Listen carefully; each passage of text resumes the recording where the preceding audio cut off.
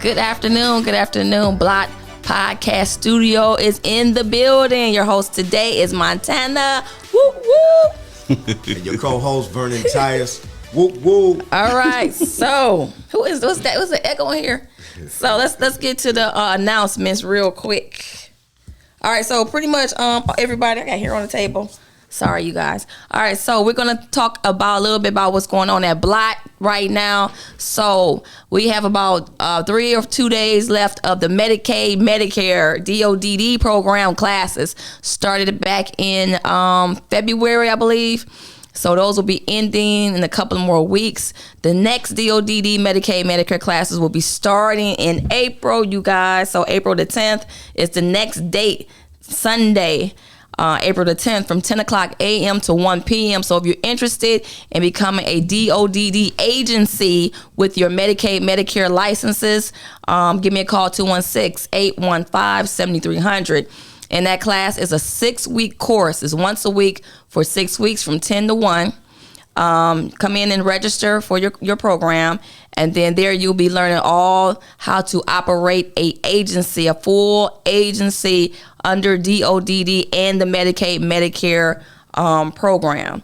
Also, Blot Incorporated, Building Business Leaders of Tomorrow Today, 501c3 for-profit training classes will be starting the same day, April the 10th from 1:30 p.m. I'm sorry.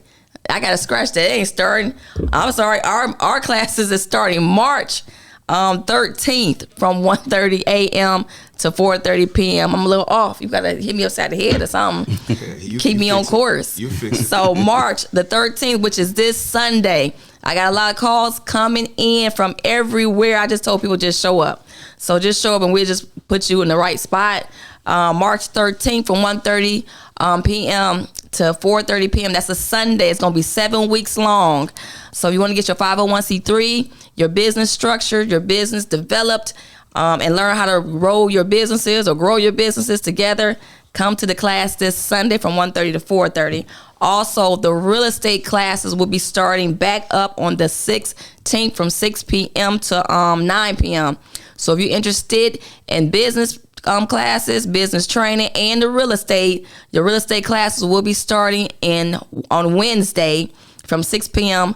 to 9 p.m. March the 16th. All right, so I think I gave all the classes done.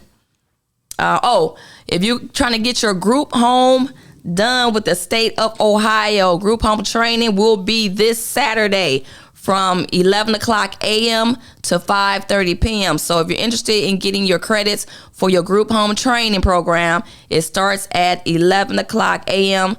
to 5:30 p.m. on March the 12th. That's a Saturday. So you will be there all day. Bring a lunch, bring something to eat, bring water, juice, everything. And then get ready because Ms. Doris is going to be teaching that program this Saturday. And just show up or call me 216-815-7300 if you want to register your seat to get in her class. Okay, I think I got all the classes now. Got all the classes. I think. If not, then we're gonna go back and then give you an update on any classes that I missed. All right, real quick update about what happened at class this week. All right, okay. Sunday and Monday, we talked about what? We talked about creating that your balance sheets, your financial statements inside your business. Understanding that it is very important to have those balance sheets. A lot of people like to start their businesses and just wing their money. Don't do that, all right? Because you will find yourself messed up. And if you don't even find yourself messed up, then you will try to apply for some of these loans and figure out that you are financially integral, financially or not financially integral and way out of order, and they won't give you any money. Right. Same thing with these nonprofits. If you're putting together a nonprofit and you're out here collecting money, raising money, but you don't have your finance in order, and then it's time for you to file those taxes, do your 990s, or even apply for a grant, because a lot of them want to apply for them grants, right? Right. They want to apply for grants all the time. Understand a grant is an investment inside the organization that you founded. Nobody is going to throw good money after bad. So get your finance together, show your investors, show these grants, these private grant writers, that you actually can go out here and turn money into more money. All right. I want to give a special praise to our BAs, our business advocates that be working hard for Blot. calling the members, staying in touch. Probably getting cussed out, beat up, whatever. Y'all still y'all still with us. I appreciate you guys for sticking it in. If you have, for the people that's watching who have a BA but blind and have not called or contacted their BA for things, please contact your BA and let them know how much you appreciate them. All right. If you don't understand what a BA is a business advocate. Those are the financial professionals that dedicate their time to Blot to help all our members to go from A, B, C, and D, and most definitely then some. Because they always go over and above for these members.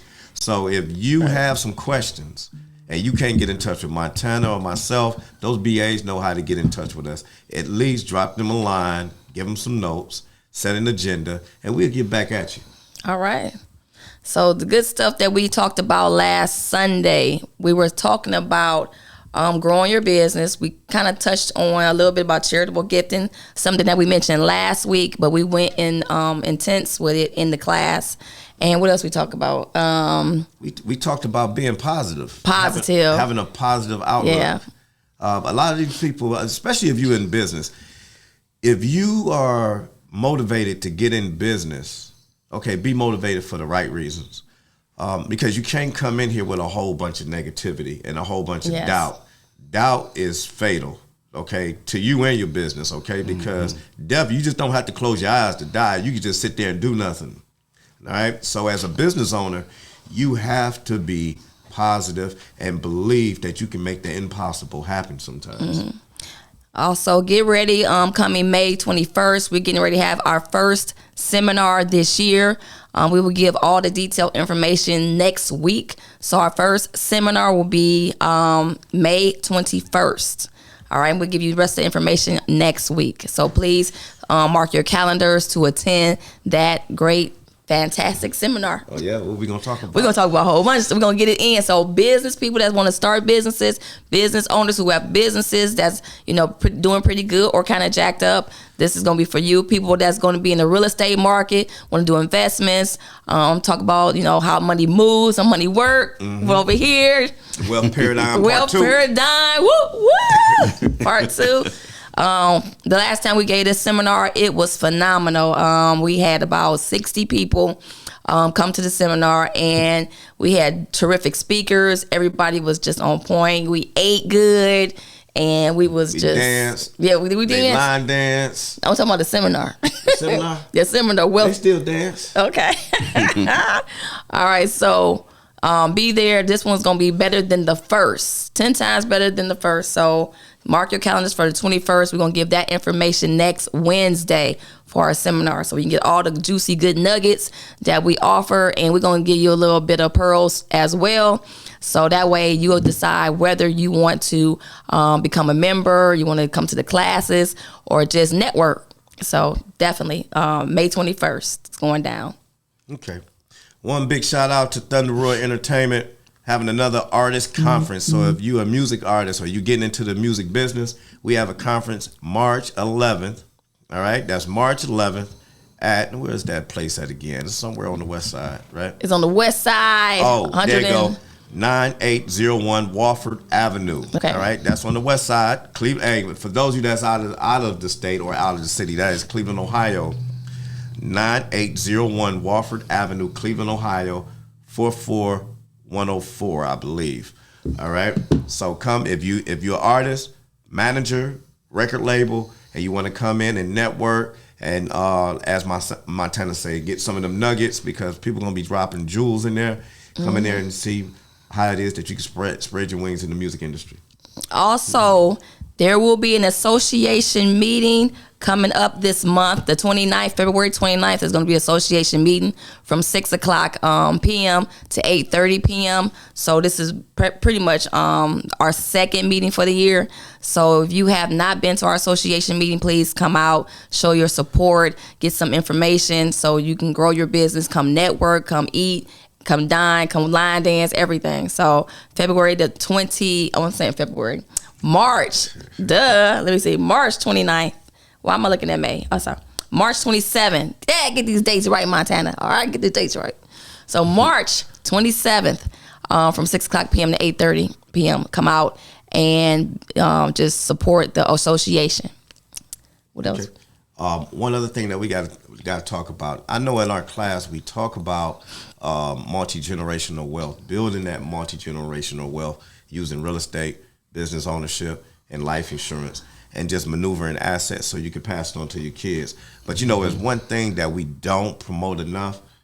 When we start talking about multi-generational wealth and putting it together, there's one very important ingredient, and that is educating your kids. Mm-hmm. All right, we're educating you on how to deliver this stuff, but as I go home and I look at my kids, it's unfair that we have this discussion with everybody else, the complaints, the education, the motivation, but we forget to take it home to our kids. So I'm going to charge our members and our audience that whatever we talk about, which if you agree with it and you like it, you should like it well enough to sit at the kitchen table, if you're eating breakfast, dinner, or whatever, and just have a discussion with your kids.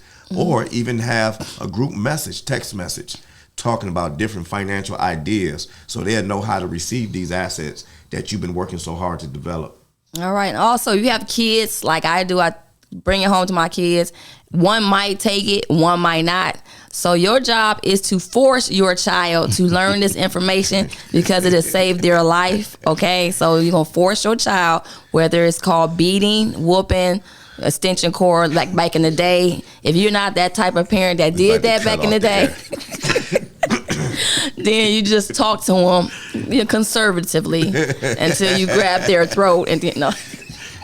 I'm just kidding, y'all. So please just educate your kids on learning this information. If you do not know what we're talking about, have them come to the class so they can learn this information so they can become entrepreneurs for the future. So this is our future generation. So let's just switch up on some things, and the traditional way is get a job, get a W-2, things like that. If they can own their own business and giving out W-2s is great. So if they want to become entrepreneurs and things like that, stop up here, sit in the classroom, see what we're talking about. You don't have no obligation, nothing. Just sit down. Let me just sit in the class and say, let me hear what you guys are offering. And let me see if I'm interested. So you can sit in the class and see what we're offering. Mm-hmm. And those of you that have kids, you have a business, but you have kids and you are afraid that your kids may not take over the business. There's different financial strategies you can use using the business where the kids can go ahead. They may not want a construction company. They may want to be a doctor or own their own practice, where you leverage your existing business to enable them to make their dreams come true with that practice. Okay, there's different strategies you can use. They don't have to go into the same business that you're in, even though we promote that. Mm-hmm. But they just not got to know how to receive those assets and make it work for them. Okay, so we do have a special guest on the scene. His name is Edward F. Hardy. Been knowing this brother for 5 years? About 5.5 years. Since we started, he's a pillar and a pioneer in this situation. Actually, I think you was on Waterloo when I first met you. Yes, I still am on Waterloo. Oh, yeah? Oh, I thought you came over here. Oh, okay. No, he ain't here yet. He over here. Yep, so Edward F. Hardy, he has a sickle cell foundation. He's been having it for how many years now? I started it back in 2011. 2011? January 2011. Okay, I met you at the barbershop. I was taking my son to the barbershop, and you just went on from there, talking about your sickle cell and how you had a school and everything. Yeah. And then you came to Blot. And you came to the class, and you became a member. Yeah, all of the above. That's a long time. So see, y'all, we got members that's 5 years in counting, like 5 years old. Yeah, you was just starting Blot. Yeah. Wow. And now here we is. Here we is. Yeah. So tell us a little bit about the Edward Hardy Sickle Cell Foundation, and then I think you created another eye care clinic. Yeah. So you're trying to start your own clinic. Trying to start. Wow. That's encouraging for the people that's listening, and say, hey, what can I do as a nonprofit? Right. Well, actually, the foundation, like I said, I started that back in 2011, and it was I was living in South Carolina, and being in and out of the hospital, I kind of seen the treatment that was going on, and literally, I just started the foundation. I just wanted to speak for the sickle cell patients to what's the word they use in the hospital, like an ombudsman. Yeah. You know, kind of be an advocate, talk for them, because I seen how they would, you know, being in pain, and, you know, they really didn't have a fight in them to work and speak up for themselves. And so that's how I started. I just wanted to kind of be their voice, you know, for them with, in the hospital. And then as time went on, things seemed like it got a little worse with doctors labeling us as drug seekers. So you're a sickle cell patient as well? Oh, yeah. Okay. Sickle cell patient as well. All right. Yeah. So in the hospital, pretty much, you're saying that you guys are not being treated right or fairly. Fairly, yeah. I'm saying in the class, in the hospital. In the hospital, Okay. Yeah. So, like I said, I just want to kind of speak for them. But as time went on, you know, especially in ERs, the care is not that great. You know, they in pain, and then they're looked at as drug seekers, especially with the opioid epidemic going on. You know, they kind of tend to say that we drug seek, which that's not what it is. You know, I'm not going to say no sickle cell patient is, you know, probably abuse their drugs, but not all of us do, you know. So we kind of get a bum rap. So my thing was to change that, you know, create a place where they can go and don't have to deal with that. And so that's how I came up with I Care Sickle Cell Clinic. Okay. Yeah. To create a place where they can come and get proper care, educated, exercise, bunch of things, you know, just to help them live longer. Gotcha. Yeah. Okay. What has been some of the accomplishments and events that you've been involved in since you started this venture? Meaning like fundraisers. Fundraisers. Oh yeah, fundraisers. I know you've been doing some stuff. I've been hearing a lot about it. So yeah, fundraisers. I did 5K walks. I've been involved in a lot of things. I kind of want to, you know, do a real big start like an annual fun. I don't think it's called fundraiser, but Gala? Like a party scene or what? Yeah, you know, kind of want like an annual thing every year because Sickle Cell Awareness Month is in September. So I kind of want to put on a big thing, you know, make a day out of it. You know, music, 5K, you know, things for the kids. They can do, you know, outside to kind of have fun or whatever. Okay. Just make a big day of it. Okay, we still got time for that. Oh, so yeah. what happens around that time? I know it's Awareness Month, but what happens? What already exists? Well, actually, I have a friend. She have her sickle cell foundation, Kindred Spirit. I call her KK. But KK, she do you know, picnic. In September, we have a picnic. She have a big gala, you know, red and white ball, you know, to wear for that month. It's something else she do. You know, of course, we have support group meetings. You know, those type of things she's kind of in charge of.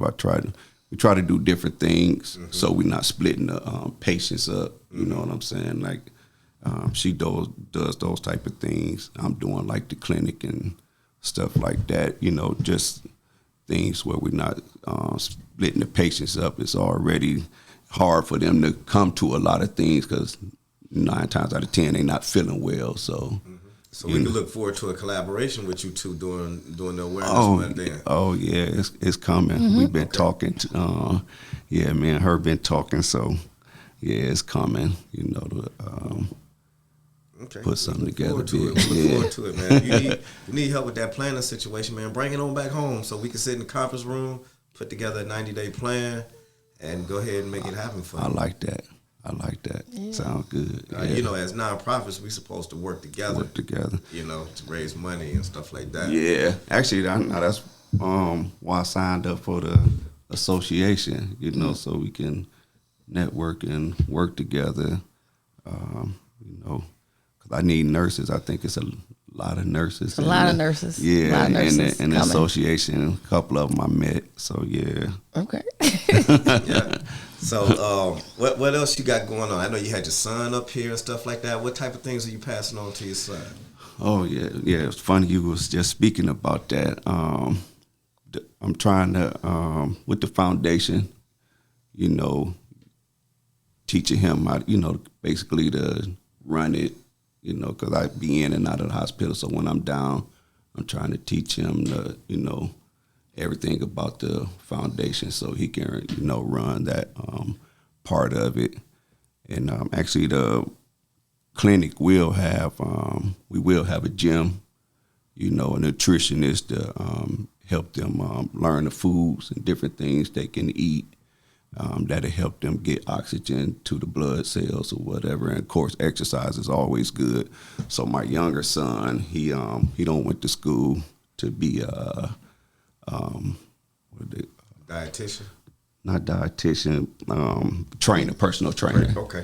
You know what I'm saying? So he'll kind of run that part of the clinic. So I'm just trying to get them each, you know, a job in the business, and, you know, to learn. That way they can continue it on long after I'm done. So yeah, that's good. That's good. I forgot what I was going to ask him. Oh, are you looking forward to any grants? Applying for grants for the sickle cell clinic? yeah.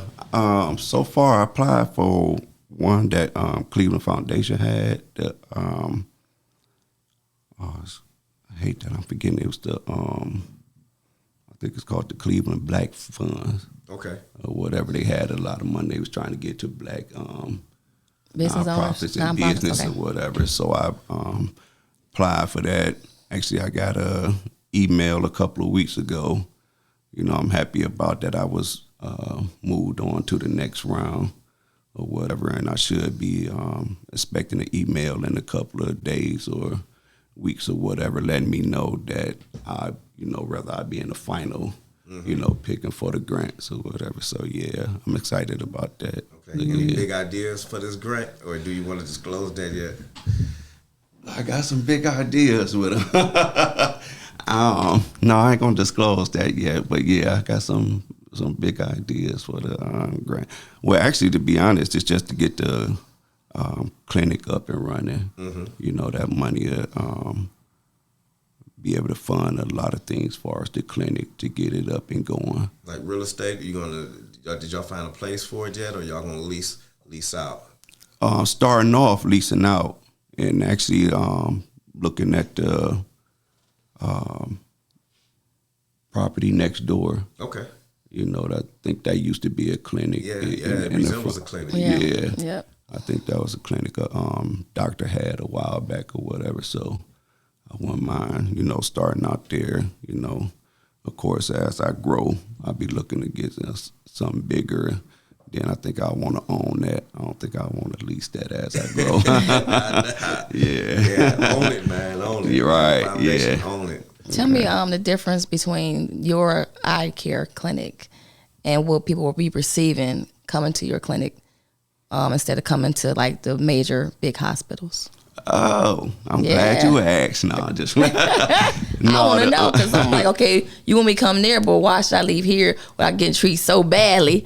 I just want to know what I'm walking into. Now, in Cleveland, it's not a lot of places the sickle cell can go to get their care. Okay. If I'm not mistaken, Cleveland Clinic don't have nothing. Metro Hospital used to have something. The only one have some is University Hospital. Okay. And they can go there and get their care. You know, but that's just it. You know, they can go there if they're in pain, you know, and get treated. And that's basically it. But at my clinic, you know what I'm saying, is I just didn't want a place where they come and just get, you know, the pain medicine. I kind of wanted to treat, you know, the whole body, mind, body and soul, you know. That sounds good. Yeah, it's a couple of sickle cell patients I met that wanted and also tried to commit suicide. We got counselors on hand or whatever that they can speak to when they going through something, you know, to kind of help them out. And like I mentioned before, you know, nutritionists and, you know, the gym where they can exercise and different things, you know, and different things like that. So that's what separate me from, you know, the hospital. They not offering all those things or whatever. Massages, anything to help with their pain, you know what I'm saying? Okay. And, Massages sounds good. yeah. You know, we got putting together programs for the kids, the young sickle cell patients, you know, to help them. Actually, one of the things we're doing is, you know, they might be in the hospital missing days. Yeah. So we getting the tutoring program to help them stay, you know, with their work so they don't fall too far behind from being in the hospital. Okay. So, yeah. Okay. What advice would you give a sickle cell or your future recipients or prospective recipients out there for this treatment? For the sick, if they're going somewhere else? No, just period. Anybody that's seeking for help right now with sickle cell. The advice I give them is, I would say, you know, get educated about your disease, you know, because it's tough. It's really hard living with sickle cell. So I say get educated, you know, about your disease. Definitely say stay hydrated, you know what I'm saying? You know, being dehydrated can send you into crisis. Try to stay stress-free, you know, things like that, you know, and actually you got a family, you know, educate the family or whatever, and especially when you're going into the hospital, I always recommend that a sickle cell patient take, you know, a family member with them to kind of speak for them, you know, to cut down on some of the craziness they go through in the hospiil. Okay. So those would be some of the good advices I get to a sickle cell patient. Okay. Yeah. You spoke on the adversity that they may go through in the hospital, as far as, you know, people thinking that they're drug seeking and stuff like that. Mm-hmm. What other alternative, you know, until your clinic is up and going, right, until we get that location, what alternative, what's the best way you've seen people handle that? You know, nothing is perfect, but what do you see as an alternative for them? What I just said is, you know, close friend, family member, caregiver, any one of those things to go into the hospital with them. Because like I say, when a sickle cell patient is in pain, you know, the stuff they're dealing with, you know, it's hard for them to, you know, deal with the doctors and how they're being, you know, treated. So if you have somebody to take that load up off you and speak for you, you know what I'm saying, that sometimes to help you get, you know, better care or whatever, you know, cut down on what you have to go through. Because being in the hospital and already in pain and dealing with extra stress, that's a lot. So I would say, yeah, take somebody, caregiver, friend, family member, you know, that'll cut down on a lot of that. Do it ever be a chance where somebody on the other side of the fence with that doctor would switch places and say, okay, maybe this is getting out of hand, then maybe we need to switch doctors or send, you know, go to another location? I know you just said locations are scarce, but yeah, with my experience, no. And it's almost like they kind of scared to speak up because the doctor is the authoritative figure in the, you know, in the hospital or whatever. So, you know, now behind their back, maybe they'll say, you know, something or whatever, but no. All right, so we're going to have to cut you a little bit short because our time has ran out. Oh, no, that's good. You said that's good? No, I ain't like that. All right. Yeah, because he was hammering it to you like he could let you breathe. No, that was a good question. He was like, you had one in back and another. He was like, no, All right, so good pretty much our questions. time is ended. Like I said, if you are interested in coming to one of our programs, call us at 216-978-0386, 216-978-0386. Until next Wednesday, your host, Montana. Whoop, whoop. Co-host Vern Tyus. Whoop, whoop. See you next Wednesday at noon. Peace.